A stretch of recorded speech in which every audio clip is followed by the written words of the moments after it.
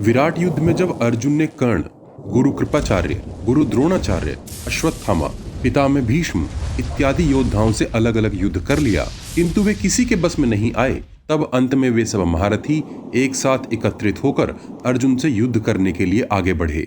तब अत्यंत आत्मशक्ति वाले अर्जुन ने अपने कभी न समाप्त होने वाले बाणों के जाल से उन सब वीरों को इस प्रकार ढक दिया जैसे कोहरे से पर्वत ढक जाते हैं। वहां हाथियों की चिंगाड़, अश्वों की हिनहिनाहट, रणभेरियों के नाद और शंखों के महान शब्द सब दिशाओं में गूंजने लगे। अर्जुन के हजारों बाणों से मनुष्यों और अश्वों के शरीर कट कट कर गिरने लगे। वीरों के चांदी, सोने तथा लोहे के कवच उन बाणों से टकराकर घनघोर ध्वनि उत्पन्न करने लगे। समस्त युद्ध भूमि मरे हुए गजराजों, अश्वों और पुरुषों से भर गई।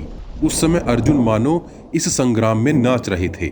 वहां तीक्ष्ण बाणों से शीश कटकर ऐसे गिरने लगे जैसे ओलों की वर्षा हो रही हो। वन में रहकर जो क्रोध अर्जुन में समा गया था वह बाणों से फूट फूट कर निकल रहा था। वहां रक्त की नदी इस प्रकार बही जैसे यम के द्वारा महाप्रलय में बहती है। कोई नहीं देख पा रहा था कि अर्जुन कब बाण निकालते हैं और कब छोड़ देते हैं। जब अर्जुन ने सबको मानो जीत लिया हो, उसी क्षण दुर्योधन को आगे कर कर्ण, दुशासन, विविंशति, कृपाचार्य, द्रोणाचार्य और अश्वत्थामा आदि वीर मिलकर अर्जुन को मारने एक साथ आगे बढ़े। वे सब अपने अपने दृढ़ धनुषों को टंकार देते आ रहे थे। तब वानर की पताका वाले तेजस्वी अर्जुन अपने रथ में बैठकर उन सब से युद्ध करने आगे बढ़े। तब कृपाचार्य, कर्ण और रथी श्रेष्ठ द्रोण धनंजय पर बाण समूह बरसाने लगे। वर्षा काल के जल के समान अर्जुन पर वे सब बाण बरसने लगे। अर्जुन मानो उन सब बाणों से पूर्णतया ढक गए। उन सब ने मिलकर अर्जुन पर दिव्यास्त्रों की एक ऐसी बरसात की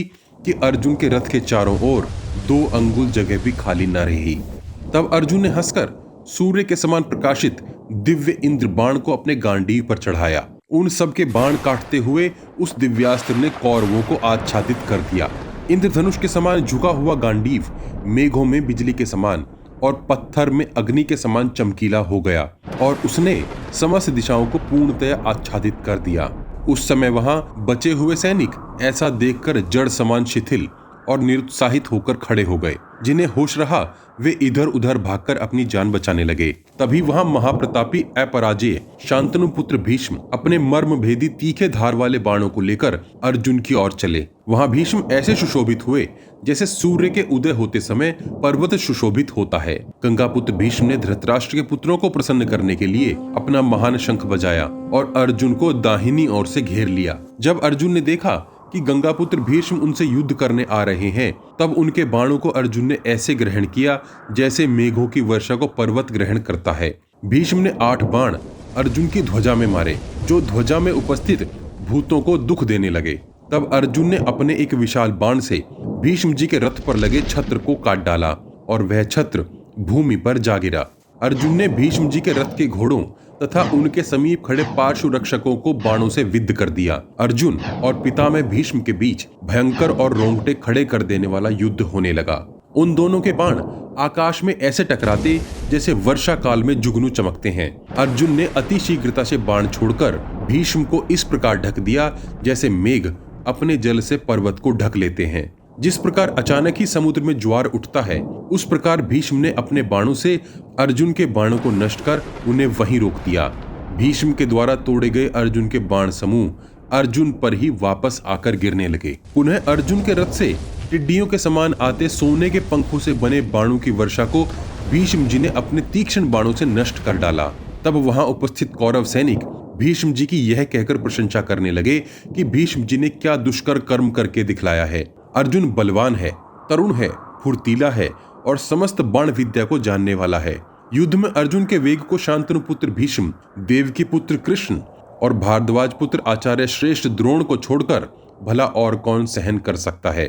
दोनों महावीर अपने अस्त्रों से वहां खड़े सभी योद्धाओं को मोहित करने लगे। वे दोनों महात्मा कभी इंद्रास्त्र, कभी अग्नि अस्त्र, कभी वरुणास्त्र तो कभी यम अस्त्र चलाकर समर भूमि में घूमने लगे। वहां खड़े प्राणी ये तक भूल गए कि वे किस ओर से युद्ध कर रहे हैं। कभी वे भीष्म जी को शाबाशी देते तो कभी अर्जुन को। वे बोलने लगे कि इस युद्ध में जिन महाअस्त्रों का प्रयोग दिखाई दे रहा है वह साधारण मनुष्यों के युद्ध में कभी दिखाई नहीं दे सकता। इसी बीच अर्जुन ने घूमकर एक तीक्ष्ण बाण से भीष्म जी का धनुष काट दिया। भीष्म जी ने अति शीघ्रता से दूसरे धनुष पर डोरी चढ़ाकर बाण चलाने प्रारंभ कर दिए।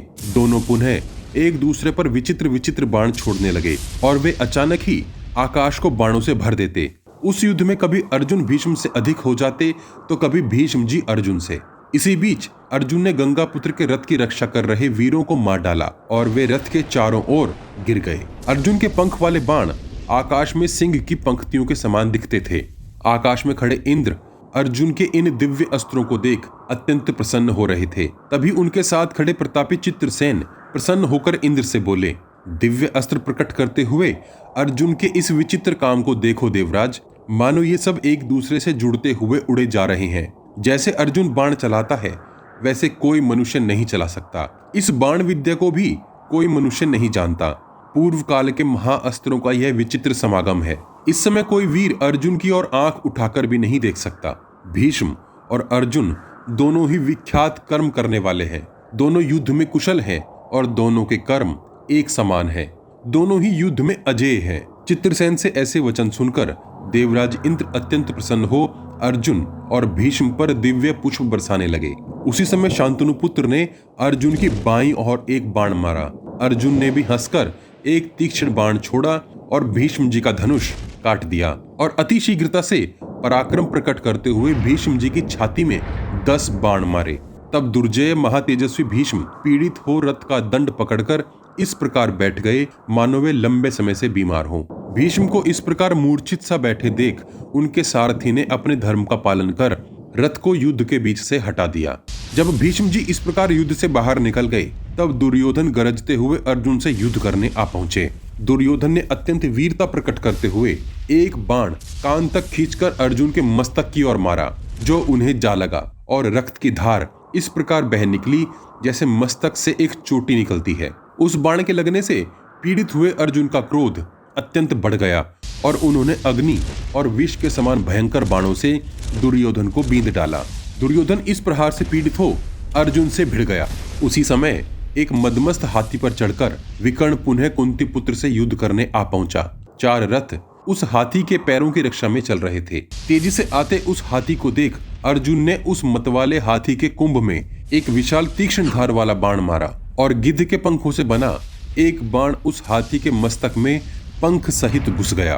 वह हाथी कांपता हुआ भूमि पर आ गिरा। विकर्ण डरकर उस हाथी से कूदकर विविंशति के रथ पर जा चढ़ा। अर्जुन ने तुरंत एक बाण दुर्योधन की छाती में मारा। अर्जुन के हाथों से मारा गया वह गजराज देखकर प्रमुख योद्धा इधर उधर भाग गए। यह देखकर दुर्योधन भी अर्जुन के विपरीत दिशा में भाग गया। भागते समय दुर्योधन का क्रोध 7वें आसमान पर था। उधर सब कौरव योद्धाओं को भागते देख अर्जुन उन्हें ललकारने लगा। अर्जुन बोले, हे धृतराष्ट्र पुत्र, तू इस प्रकार युद्ध में पीठ दिखाकर क्यों भागा जा रहा है? ऐसा करके तू अपनी कीर्ति और यश से हाथ धो बैठा है। तूने जिन्हें राज्य से उतार दिया था उन्हीं महाराज युधिष्ठिर का आज्ञाकारी मैं, तीसरा पांडव, युद्ध के लिए खड़ा हूँ। तनिक मेरा सामना करने के लिए अपना मुंह तो दिखा। तेरा नाम व्यर्थ ही दुर्योधन रखा गया है। तेरे आगे पीछे कोई तेरी रक्षा करने वाला नहीं बचा, इसलिए तू भागा जा रहा है। इस तरह भागकर तू मुझसे आज अपने प्राणों की रक्षा कर ले। अर्जुन के ऐसे उकसावे वाले बोल सुनकर दुर्योधन पुनः लौटने पर विवश हो गया। जैसे पैरों से कुचला हुआ सर्प बदला लेने के लिए लौट पड़ता है, वैसे ही दुर्योधन भी लौटा। उसे लौटता देख कर्ण भी अपने घायल शरीर को संभालकर और दुर्योधन से आगे रहकर लौटने लगे। तभी शांतनु पुत्र भीष्म भी रथ घुमाकर वहां आ पहुंचे और दुर्योधन के पीछे आ खड़े हुए। तुरंत ही गुरु द्रोणाचार्य, गुरु कृपाचार्य, विविंशति और दुशासन भी अपने अपने रथ घुमाकर वहां आ पहुंचे। वे सब दुर्योधन की रक्षा में आकर वहां खड़े हो गए। अर्जुन उन सब महावीरों के जमघट को आता देख उनकी ओर ऐसे दौड़े जैसे मेघों की ओर हंस दौड़ता है। उन सब ने अर्जुन को घेरकर बाण चलाना प्रारंभ कर दिया। उन सब के बाणों को काटकर अर्जुन ने सम्मोहन नामक एक विचित्र अस्त्र चलाया। साथ ही उन्होंने तीक्ष्ण धार और पंखों वाले बाणों से आकाश के कोनों को भर दिया और गांडीव की टंकार से उन वीरों के अंतःकरण को व्यथित कर दिया। तभी अर्जुन ने गांडीव रख अपना घोर शब्द वाला शंख बजाया, जिससे सभी दिशाएं गूंजने लगी। उस शंख के शब्द को सुनकर सभी कौरव योद्धा मोहित होकर अपने अपने रथों में धनुष को रख शांति से बैठ गए। तब उत्तरा की बात को याद कर अर्जुन ने उत्तर से कहा, जब तक कौरव मूर्छित हैं तब तक उनके बीच रथ को लेकर चलो।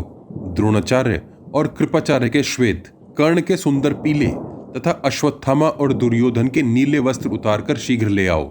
मैं जानता हूँ भीष्म जी इस बाण की वजह से मूर्छित नहीं हुए हैं, क्योंकि वे इसे काटना जानते हैं। अतः तुम उनके रथ को बाईं ओर रखो, क्योंकि जिनकी चेतना लुप्त न हुई हो और उनके निकट जाना हो तो इसी प्रकार जाना चाहिए। विराट पुत्र शीघ्र ही उनके वस्त्र लेकर रथ पर आ बैठा तथा अपने रथ को हाँकने लगा और शीघ्र ही सेना से बाहर आ गया। जब अर्जुन युद्ध को जीतकर जाने लगे तब भीष्म जी ने वेग से अर्जुन पर अनेक बाण छोड़े। अर्जुन ने अनेक बाणों को काटकर उनके घोड़ों को मार डाला और पुनः 10 बाणों से उन्हें बींध डाला और उनके सारथी को भी बाण मारकर बींध डाला। थोड़े समय में जब कौरव वीरों को होश आया तब उन्होंने अर्जुन को दूर खड़े पाया। तभी दुर्योधन बोला, तुम लोगों ने अर्जुन को क्यों छोड़ दिया? इसको इस तरह बांध दो कि यह छूटने ना पाए। तब शांतनु पुत्र भीष्म जी हंसकर बोले, अभी अभी तुम्हारी बुद्धि और बल कहाँ चले गए थे? अभी तुम अपना धनुष रखकर क्यों शांत बैठ गए थे? अर्जुन पापी नहीं है, इसलिए वह बुरा कर्म नहीं करता। वह तीनों लोकों के राज्य के लोभ से भी धर्म को नहीं छोड़ेगा, इसलिए उसने हम सबको ऐसी अवस्था में नहीं मारा। हे कुरुश्रेष्ठ, अब तुम हस्तिनापुर लौट जाओ और अर्जुन भी गांव को जीतकर विराट नगर की ओर लौट जाए। भीष्म पितामह के ऐसे वचन सुनकर दुर्योधन ने लंबी सांस खींची और अर्जुन से लड़ने की इच्छा छोड़ दी।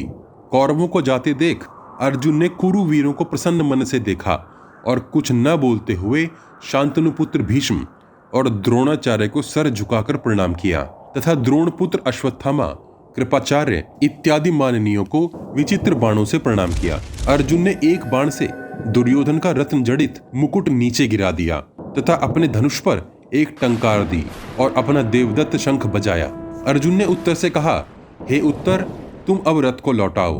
तुमने गांवों को जीत लिया है, अब प्रसन्न होकर अपने नगर को लौटो। विराट पर्व का 62 से 66वां अध्याय यहीं समाप्त होता है।